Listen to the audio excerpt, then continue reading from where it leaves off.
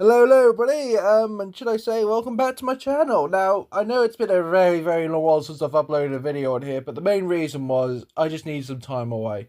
Just from not worrying, stressing about uploading a video, just go out, have fun, go on holiday, and have literally make myself smile again was the main reason. But to be honest with you, I'm back now. I'm ready to upload some more videos. And with FC26 just around the corner, I decided to go back on all my FC25 career mode series on my channel, as well explain more in depth about them, so behind the scenes that you may not know that was filmed behind the camera.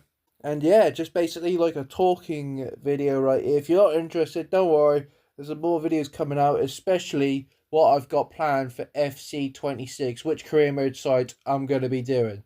So first off, let's kick things off with number 5. Fifth place, Red Star.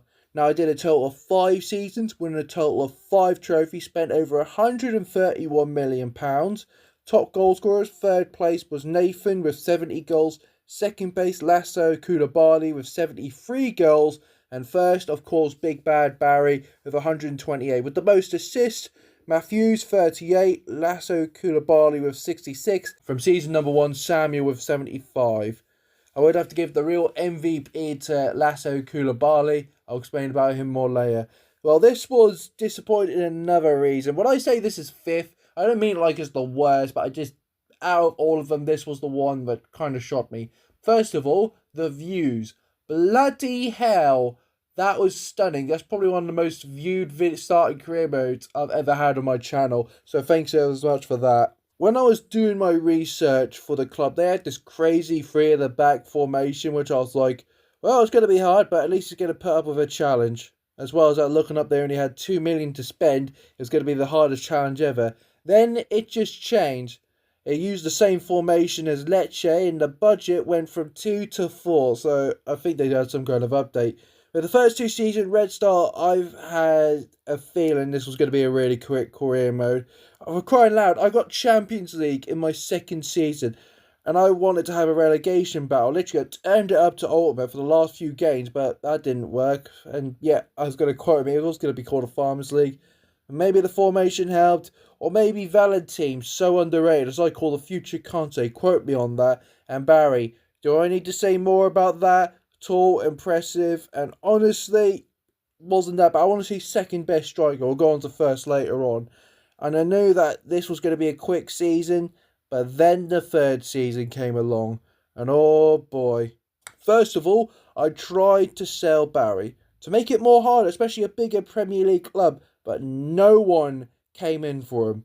Absolute no one. So I thought, great, I got a season with them. Yeah, actually, to be fair, I did get one offer, and that was from Ghent. And no offence, Ghent, that's lower than a Farmers League. And I had a problem selling players for very high fees, because when I brought these players in, I gave the club about 20% selling clause, so I was going to get a fraction of the money from selling these clubs. So it wasn't looking good on my part. And oh boy, when the third season started, it got a lot worse. Things were falling apart beyond my very eyes, and I got very ragey, and I even broke my controller. But don't you blame me, we played some of the best football in the first 2 seasons. We were unstoppable against PSG, and I had confidence we were going to win the league, but we went as low as the Europa League, and oh boy, Milano was my bogey team for a good reason. But my brother explained it was helpful for the series, and I was able to bounce back with the Europa League, winning the Europa League for the first time for the club. And after next season, after fixing my defence, I was able to win the league, return to the Champions League, and that finals of the Champions League. Bloody hell. Probably up there for one of the best Champions League finals I played. As we came close getting the league, but soon as Madrid came in with that Jude Bellingham attack, and he missed, I nearly fainted. Especially when he went round the bloody goalkeeper and all. Oh, I did get a little bit of noise complaints after Paris's goal right here for the Champions League. It was scummy. It was a scramble, but I'd give zero fucks. That was such a good goal. Probably with teams unlike in other career modes. Things I didn't like about this career mode, well, EA did an update and, well, poor touches and headering. Flipping how they broke headering in this game, I swear. And you know, I always say the luck of the first signing, like Dennis Semeni and Sulumana. Gomis was below average. He only had one good game for me against League 2 Lorient in the promotion races. And after completely raging through my third season, I had no mercy left to show for the fourth and fifth. As well as that, single-handedly the worst team when it comes to corners, especially defending them, that was quite hard. Fourth, Lecce. 4 seasons, 8 trophies, £167 million spent. And top goal scorers, third place Ante Rebic with 76, second place Daniel Mardini with 93, and first place Son Min-ki 107. Most assists, Son Min-ki 42, Antony 55, Daniel Mardini 68. Real MVP player goes to Daniel Mardini, best cam I've ever played with in the game so far. Highly recommended. When I started this career mode, I had a feeling this wasn't going to be a very long one. Like most clubs, and I started top divisions, and it ended up with 4 seasons with. And at the beginning, I thought it would be a relegation goal, with especially lack of goals, in fact. But all changed since January. I signed Antony on loan, and I couldn't believe I was able to get this guy on a loan. I know now it would be easy to get him on loan, but I just couldn't believe it. I thought it was either him or Diallo, and I thought, especially with Antony's bad reputation, I thought I'll try my luck, and oh boy, I hit freaking gold with this guy. After the first, I want to say 3 or 4 games, I needed to sign this guy permanent deal. Cut inside, and an absolute blessing, in fact. That's what I thought of next season was loan signings, the likes of Rooney and Buchanan, saving a huge amount of my transfer fund, just getting players on loan and having the option to buy was absolutely brilliant. But I didn't notice until the start of the career mode, actually, and my brother pointed out that Lecce's main rivals was Bali, a career mode I did the previous FIFA Go. So I thought, alright, Season 1, Episode 1, we're going to call this the traitor episode, that I'm a traitor, that I joined their rivals. And when it came to the striker at forwards, I thought Rebic was great, but I thought he sometimes was falling off the face of the cliff. Antony couldn't win games by himself, and same with Maldini, so I thought, right, I need another striker. And my brother was advocating me that I'll get this Korean striker. And I was like, you sure, mate? He said, yes, he's literally my best player. Because he did a career mode on his channel. He got him up to 90 rated. I thought, okay, let's give him a shot. And that player's name was Son Min-ki. And I was honest with you, I was very scared doing this. Because every time my brother suggested a signing for me, he turns out to be absolute dog's piss so far. But with the pace this guy had, the speed on counter-attacking, striker overall, its overall went up, and Krizovic over here was one of the most disappointing strikers I've ever used. And I thought, right, let's give this guy the main opportunity. What I think worked was the formation. It was into my favour. Got the defence more at the back, and up forwards became more to play with when it comes to attacking, and it was really good. Rebic was good before. Son Min-ki when it comes to counter-attacking was pretty much a dream.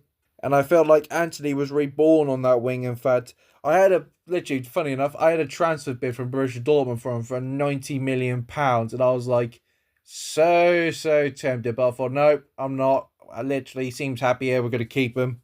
This career mode had to have the opposite effect. At Shrewsbury, I struggled to win the trophy. But literally, this team was born winning trophies. Winning the Conference Alia 3 times in a row. And unlike the league where, yeah, we did get a little bit closer than that. And I felt like I kind of rushed it at the end. And panicked, especially with some chances, especially Milano, who I call my bogey team for a very good reason. And do I have to say much about Nico Williams Jr.? Such a pain in my backside. And of course, someone who was a pain in the backside, David De Gea, who literally cost us the title. At the end, I felt the right time, because when we faced Barcelona Champions League finals and managed to beat them, I thought, what else can I pretty much do? Son Min-ki, I did give him the challenge. If he wasn't going to step up, I'd sell him. The player I was going to replace him with was Omar Marmoush, which I did play with another career mode. But you know what, Son Min-ki did really put up the work. I was annoyed that the Champions League didn't show the freaking trophy once again. If I had the chance to go back and update it and go back, I would probably say, yes, go for it. And if something I showed behind the screen was the youth academy. I want to try and get some San Marino players. I had a player of 90 to 97 potential, but he was still 15 after season number 5, so I couldn't use him. Third, Deportivo La Coruña. I had 4 seasons with this club, won 7 trophies, spent over £289 million. Top goal scorers, third, Sainz 37, Ginyu 107, and David Miller 110. Most assists, Yameri 25, Andre Santos 58, and David Miller 79. And the MVP player of the series was David Miller. So when I started this career mode, I was planning it from the start. I heard they got promoted and I thought, great, I'm going to do my research, found out the history of the rise and fall of the club, as well as that their infamous rivalry with Celta Vigo. Now, when my brother explained the starting lineup was overpowered, I was like, can't be that overstarted. They just came up from the third league. But oh my goodness, I've never been more wrong in my life. I only needed to get with some fullbacks and this squad was complete and I feel like I can win the title. Mellor overhead stood out to be phenomenal. The beginning to the end. The dribbling, the work effort, he wanted to push forward, it was great. Yameri, I was very disappointed with. On the left-hand wing, he didn't feel like the half the player that Mellor was, and really was disappointing. Now, the fullbacks, I always say about first signing, Pedro Lima did a great time, and with his release clause activated, I couldn't do nothing about that. And the main goal was I wanted to keep Lucas Perez to the end. If I knew more about his backside, about his terrible parents doing what he did to him, I wouldn't probably not made this guy a club legend. But just, I felt so bad after hearing that story. Literally, check it out. Lucas Perez's parents, you absolute cunts. But I did want to keep him to the end. But after the first season, he hanged up the boots. The first choice I wanted to go for was Mateo Joseph from Leeds, as I did play career mode with him. But my brother was forward and playing with another Spaniard striker. And I just see some Europa Conference League highlights with this Spanish striker from Chelsea scoring a hat-trick against Shamrock Rovers. I thought, hello, Chelsea, young Spanish striker. And that was Marc Ginyu, in fact. In his first season alone, I thought he was probably the best striker I played with in FC25. 47 goals. But in his second season, that flame was put out. Trying to remind me like a Michu moment, in fact. First season, he was scoring goals for fun. Second, he couldn't even find the right chance, especially in that Europa League. And in the last season, on my second one, a £70 million release clause was activated on him just to go to West Ham, and I decided to keep him. But I wish I sold him, to be honest with you. I really regret that. The rivalry between Celta Vigo, which I tried to hype up a lot, was kind of a letdown. But the real rivalry, I thought, was with Real Madrid, because every time we played them, it was a banger. Goals, fiasco, amazing goals, spectacular efforts, in fact. And of course, Mbappe being a real pain in my backside, doing chip goals past me against David De Gea. Even in the league, things got intense, because in that whole clash for the title, Real Madrid were undefeated until they came across us, and we finally managed to beat them for the title once again. Now, this is going to be up for the discussion. This was probably one of the worst backlines I've ever had. And if it weren't for David De Gea, in fact, it could have got a lot worse. As I felt he was the legend, like Lucas Perez, pulling off some absolute amazing saves, especially managed to get a win over his former side, Atletico Madrid. But the real problem with this career mode, it just felt so overpowered so easily, so good. And it just came boring with the attack being absolutely lethal, midfield being great. Andre Santos, one of the best person ever, and Prouver, he only scores bangers. In my goal of the season videos, it's pretty much 90% him. Second place, Shrewsbury Town. 8 seasons with the Shrooms, 8 trophies, spent over £271 million. Top goal scorers, third place, Daruna with 67, Joshua 94, and Michael Obafemi with 123. With the most assists, Nazareth with 42, Kamara 64, Obafemi 68. Real MVP, Dennis Seaman. I started the Shrewsbury career mode with the worst timing possible, especially when it comes to my personal life, because when the game came out, the first 2 seasons were rushed, and I'll be honest with you, especially with the thumbnail, my brother was really put on the spot. We were both moving out, we had a lot going on, and it was delayed so many times. And when I first started out on FC25, I thought, great, throw me right in the deep end, as I start off with a League 1 side, which at the time got relegated into League 2, and some players were just so hard, especially with the formation, with the player roles. It was just, what the hell, I couldn't find the right formation so many times. But the main issues were all swept under the carpet thanks to one guy, Dennis Seaman, The luckiest of luckiest first signing. The best goalkeeper I have ever had, ever. Hands down, ever. I cannot believe it. He's up there for my Hall of Fame players when it comes to greatest ever players I've ever played with on any FIFA game whatsoever. He's up there. I've only got 4, and he's definitely number 4 when it comes to that. Because just these saves alone. Especially the game I always remember the most, Southampton FA Cup. We were literally against the wall, and Dennis Seaman with these saves kept us alive and put us through to the semi-finals. Right, little confession time. I cheated. So my brother thought when I first started this, we'd do something called an overall cap. So instead of me buying high overall players, we'll go into it. But after the first few seasons, I was getting frustrated, and I thought, screw it, Obafemi, I'm signing, breaking in the overall cap, and well, the rest is history.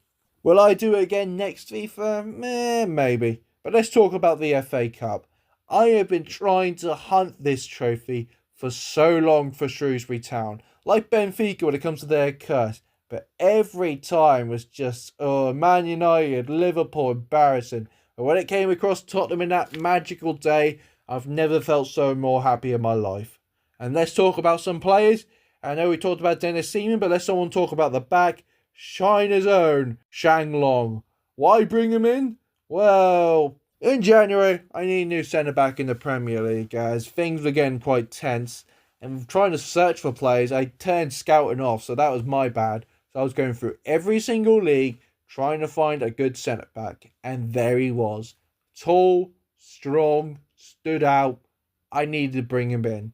And boy, oh boy, I did. He was the best centre-back I've ever had, to be fair.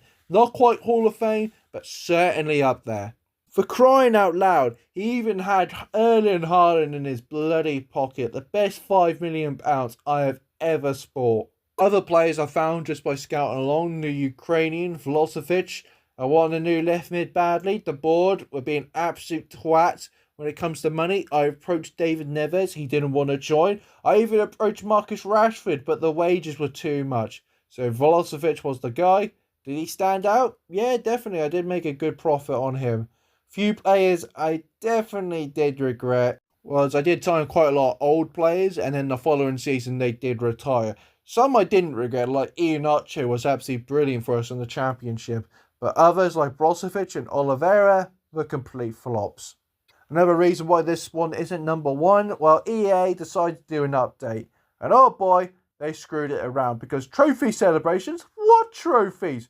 Community Shield, Carabao Cup, and more importantly the Champions League, after all my hard work, were invisible. It just absolutely broke my heart seeing that. And I thought I would give it another season to go win it again. But what's the point? Why am I going through all that effort, all that hard work? Because EA can't get a fucking game right. First place, Nuremberg. 5 seasons, 6 trophies, spent over £262 million. Top goal scorers, third place Paul Warner, 57. Second place Conrad Harder, 148. First place Zemas with 217 goals. Most assists Zemas, 43. Justovan, 45. Paul Warner, 82. Now I know what you're going to say.